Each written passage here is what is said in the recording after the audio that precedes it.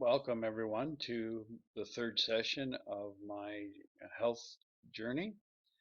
Today marks a change of venue from Norfolk General Hospital to the Hamilton General Hospital, located on Barton Street in the big city of Hamilton. So here goes.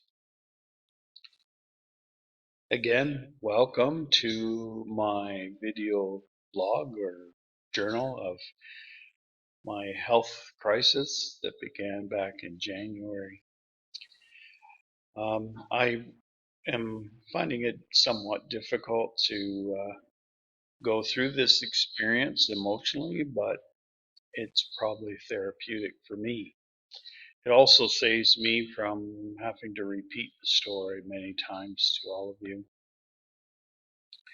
I just want to remind you that most of what I share of these events comes from Laura's reports that she texted back to Cindy Rapley here in Simcoe. I will be adding my own recollections here and there, especially later in the timeline as I regain consciousness. Just to recap, as I begin this third installment, I'd become infected in my heart with a nasty bacterium introduced from the defibrillator that was installed in my chest on December the 18th, 2019. The infection itself was life-threatening and initially led to my admission to Norfolk General Hospital and subsequently the ICU there. My health condition was such that a specialized intervention was required, and therefore my cardiologist, Dr. Naz, referred me to Hamilton General Hospital.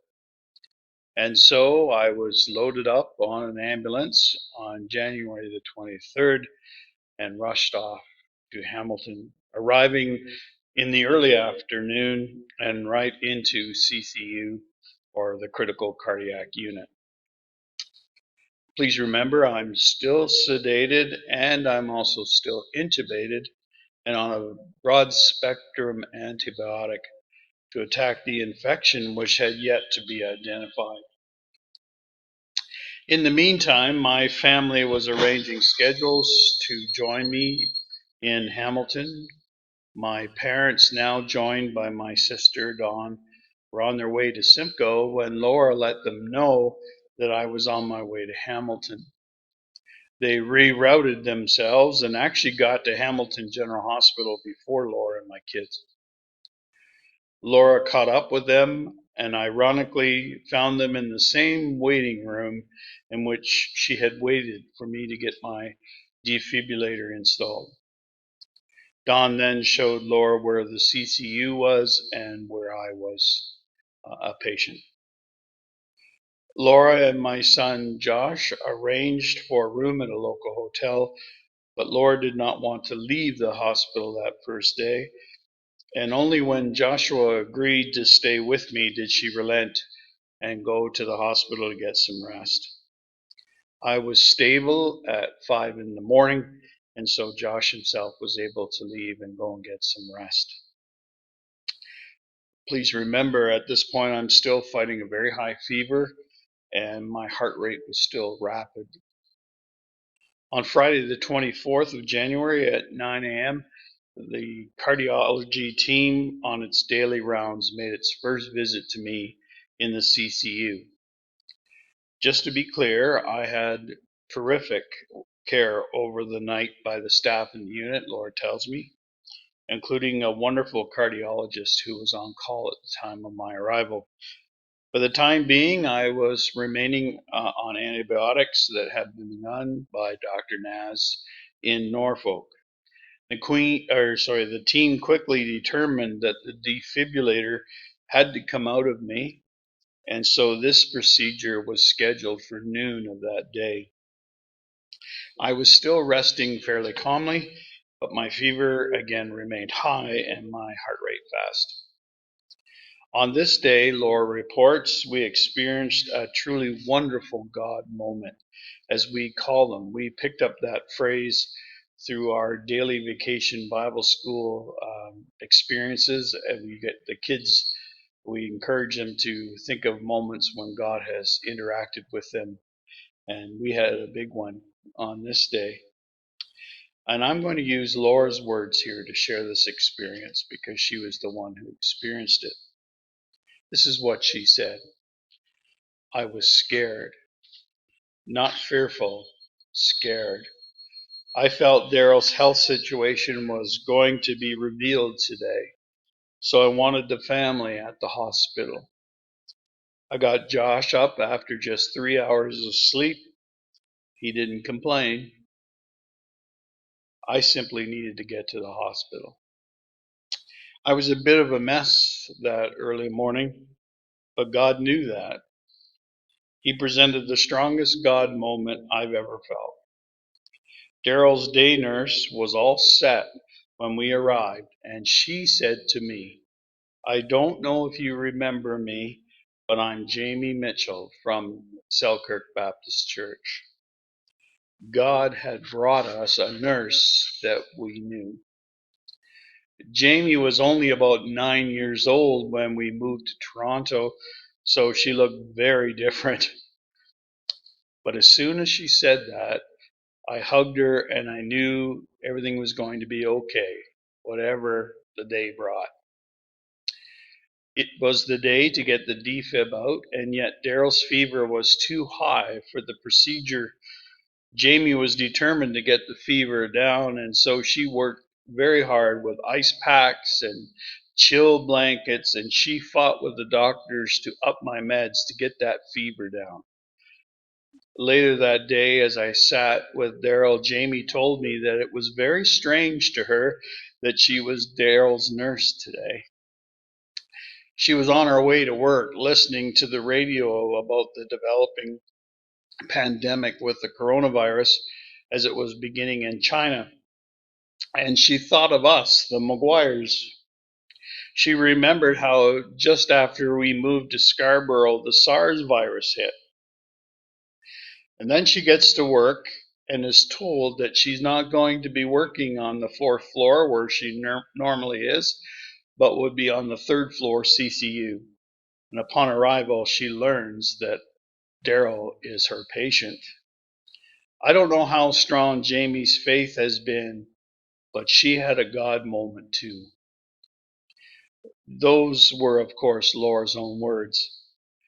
Hard to believe, in my mind, that little girl who came to T-ball games when I coached her brother Ian was now working to keep me alive in a hospital. We will always be grateful to God for bringing her that day. The defib was removed at 1:30 after a delay, and my sedation was gradually lowered, and briefly I opened my eyes and wiggled my toes. I should mention on this particular day that Laura was also very concerned about her first cousin Chantel, who she's close to. She was in Sudbury having a kidney removed that day because of cancer.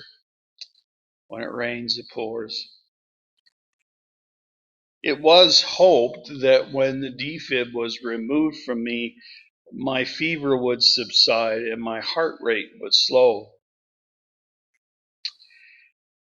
On Saturday, the 25th, the decision was made to keep me sedated and intubated, to ease my breathing and also to suction fluid off my lungs. It was a day full of tests. First, there were the beginnings of many x-rays over the months that I've been through. Bacteria cultures and plans for a significantly extensive echocardiogram. However, I was more relaxed, Laura says, and I began to do a funny little thing. My leg kept falling out of the bed, but I pulled it back in myself on my own. They now knew what it was that was making me sick. And now, for the very first time, Laura, Rachel, and Josh learned about the concern the doctors had about vegetation on the valves of my heart, a vegetation that bacteria creates. If there was vegetation on the valves, as the doctors suspected, the nurse told them that it would mean open heart surgery. There was no med that could remove it. And Laura knew that open heart surgery was one of my greatest fears, and an urgent prayer request went forth to prevent it. But Laura didn't want anyone else to know at this point about the possibility of open heart surgery. Now, at this point, you might be wondering, what exactly is vegetation? Well, I'm glad you asked. I have a little demonstration to show you. In the picture before you, you can see what appears to be, on the left, a normal heart with clean valves, while the picture on the right has a picture of a heart with a buildup of vegetation or bacterial growth. I looked it up. It's called endocarditis. If you want to use that in a trivia game, go right ahead. But endocarditis can be devastating to heart valves. It is actually a rare condition, I have learned, with only 10,000 cases in Canada a year. Lucky me, eh? As I continue to share with you, we're now approaching Monday, the 27th of January, when my fever finally broke. But there was still no report on bacterial cultures. A special echocardiogram was used where they inserted a device down my esophagus so they could get a closer look at my heart, especially the valves. The results were not good. There was vegetation on two heart valves, the mitral valve and the aortic valve. The vegetation had damaged both valves, meaning I needed heart surgery to replace the valves. This is the day that Dr. Whitlock, noted heart surgeon at Hamilton General, enters the picture with his surgical team. I humorously, maybe it's too soon for this, refer to him as the man who touched my heart, but I digress.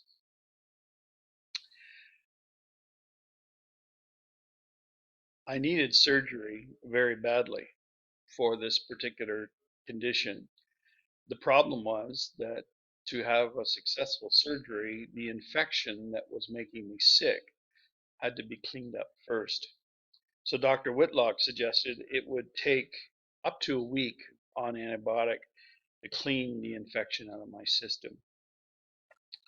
Since intubation tubes are not permitted to be removed on the night shift, the decision was made to see if I would be sufficiently awake that they could remove the tube before a shift change at the hospital. Thus began a reducing of my sedation and efforts by Laura and our dear friends who were visiting that day, Al and Diane Roberts, to try and wake me up. I should also mention this was about the time my dear mother-in-law, June Hall, began the funny practice of pinching my toe to see if I would rouse myself. And she got in the habit of, for a while, always saying to Laura, make sure you pinch his toes for me. This beginning of waking me up was my first vague recollection in all this experience. I have a brief memory of Al and Diane visiting me and speaking to me, but it's pretty clouded. It's also when I began to have hallucinations, significant hallucinations. In particular, when I first woke up, uh, the nurses around me all seemed to have kind of an orange glow around them. It was very odd. One of the nurses early on asked me where I was, or where I thought I was, and surprisingly, I knew I was at Hamilton General. I have no idea how I knew that. One incident early on in these hallucinations was my insistence that I had talked the nurses into singing "Oh Susanna" with me in the CCU. I was assured later that never happened at all. On Tuesday, the 28th, my oxygen was good, but I still had a fever at 38.1. I report I am told that I said I was feeling much better. I had no idea what had happened to me yet. I didn't know what day it was. I didn't even know the time. A CAT scan was ordered to see if the infection had spread to my brain, which was a common side effect, and an MRI was ordered to see if the infection had moved to my bones or my kidneys. Meanwhile, Laura herself became ill in the midst of this with a very nasty UTI infection. She was running her own fever and felt just awful. It got so bad that she had to go to emerge at Hamilton General. We were both patients at the same time. Both my kids were there at the time, and they joked that this was the time they wished they had a third sibling, each accompanying one, as because each of them was accompanying one of us in the hospital. And Cindy Rapley had come that day to stay with Laura overnight, and she claimed that she would be happy to be that third sibling. My greatest concern and struggle personally was the hallucinations. I was having some pretty vivid experiences when I had never left the CCU. These hallucinations could happen at any time of the day or night. As a taste of what I saw in these moments, I saw small pictures on the ceiling, and these pictures would move or spell out words. I saw for a few days a small cloud of black particles that sort of hovered over the bed and around the ceiling and even followed me down to the CAT scan lab. In my muddled mind, at one point, I was kidnapped. I encountered mobsters in the basement of a bank. I foiled a child trafficking ring. I was trapped on a train, trapped on a boat, and a couple of times went to New Mexico. All of it seemed very real, more vivid than any dream I had ever had. On the 29th, Laura was still ill, running her own fever. She had booked in at Mark Pierce or Priest's house near the hospital where they have a respite program for families who have a sick loved one at one of the Hamilton hospitals. This is a marvelous resource, and certainly Laura would recommend it to anyone. My family knew of my impending surgery, but I didn't yet. This was a deliberate move on their part, given that I had already expressed to Laura a few times over the years that the one thing I truly feared was heart surgery.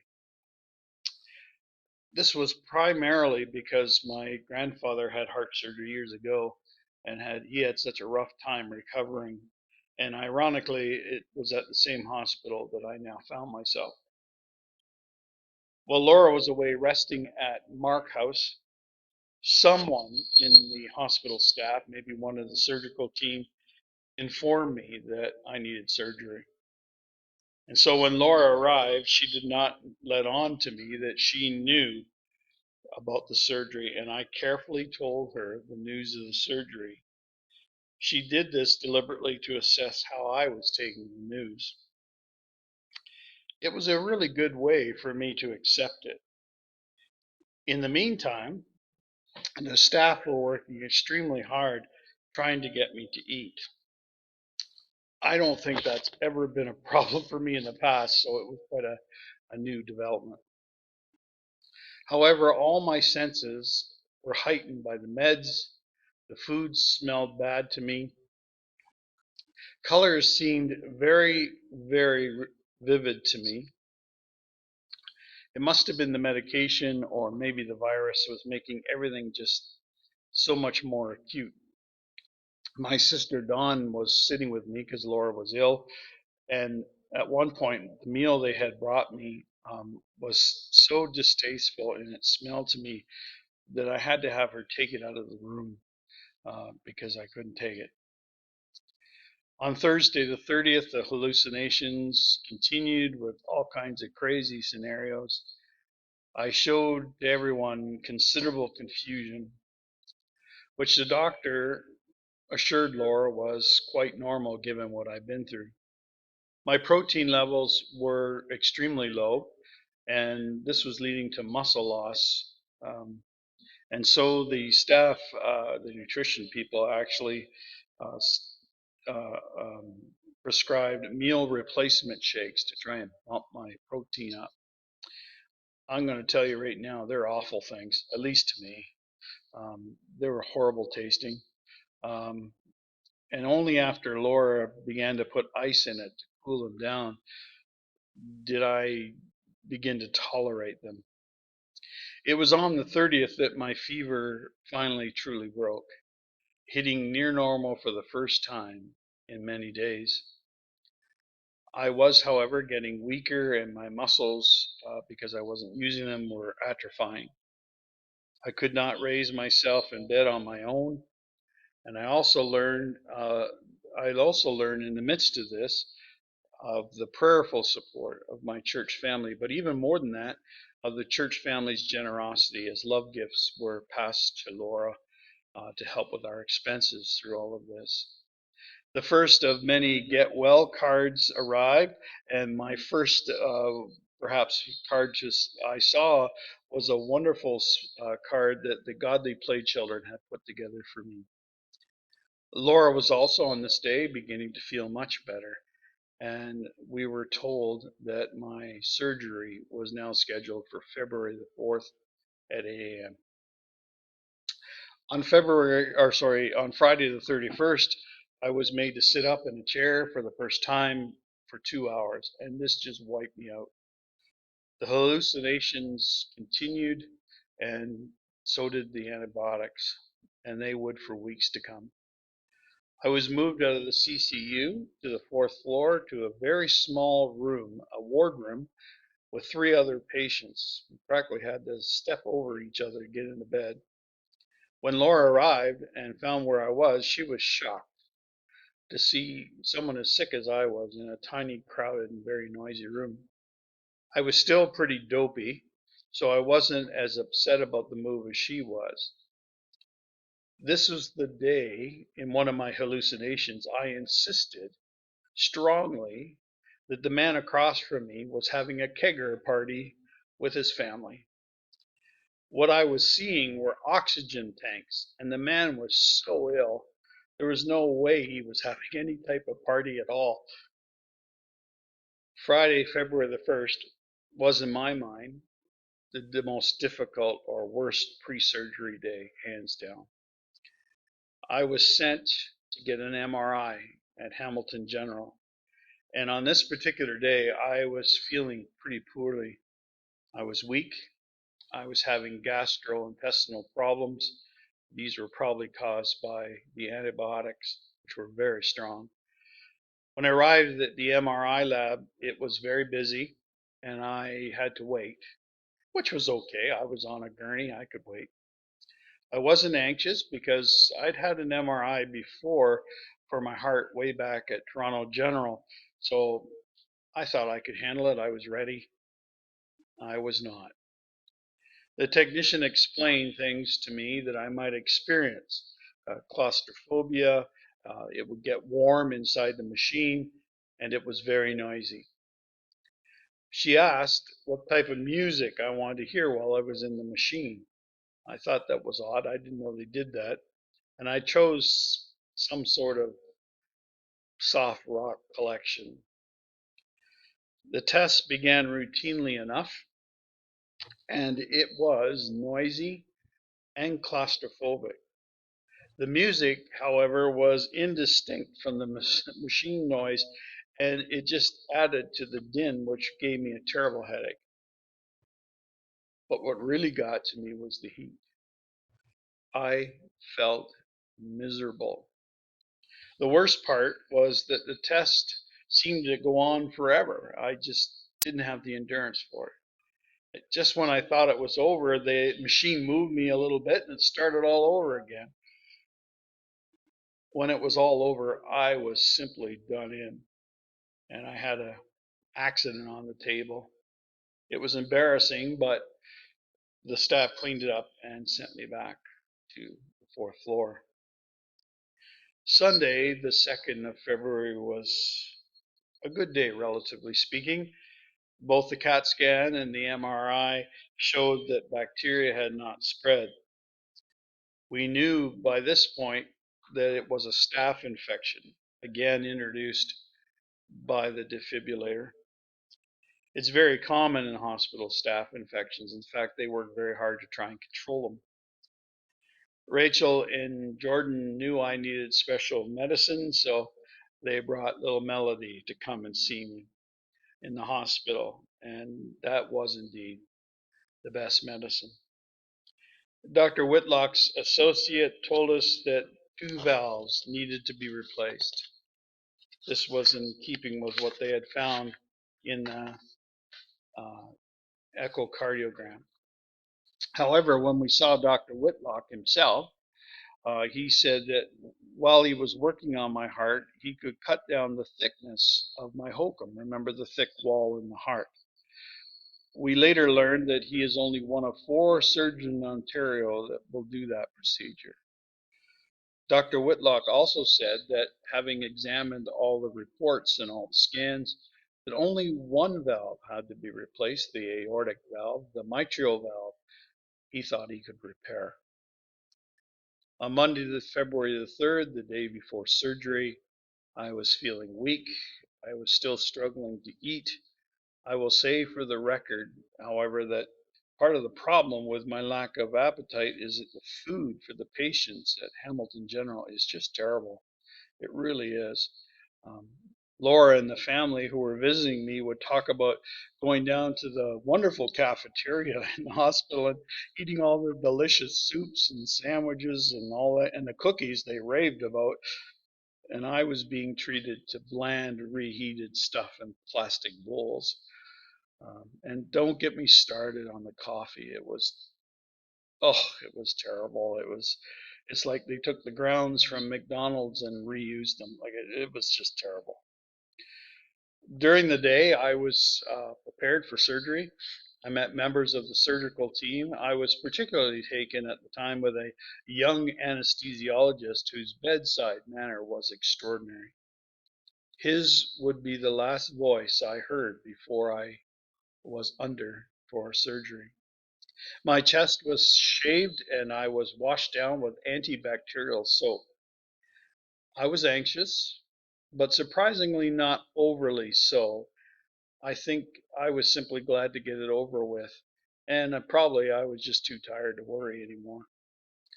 Although I had a fitful night's sleep, I was ready for the surgery. And so that's my journal from my arrival at Hamilton General Hospital to my surgery on February the 4th. The next time I share with you will be about the surgery itself and up until the time I come home. Thank you again for your interest, and I wish God's blessing on all of you. Take care.